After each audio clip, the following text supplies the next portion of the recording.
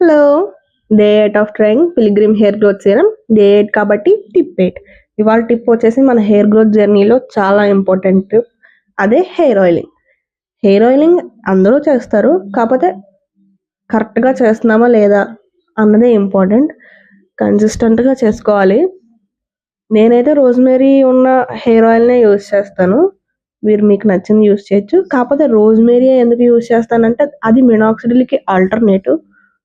అది మన hair grow అవ్వడానికి కొంచెం ఎక్కువగా హెల్ప్ చేస్తుందనమాట. సో, రోజ్‌మెరీ ఆయిల్‌నే యూజ్ చేస్తాను.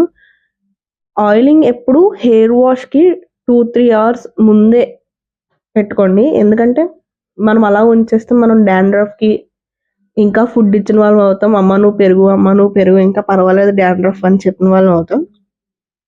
సో, ఎప్పుడు కూడా హెయిర్ ఆయిలింగ్ 2-3 అవర్స్ ముందే పెట్టుకోవాలి. అంతే ఈ వీడియో.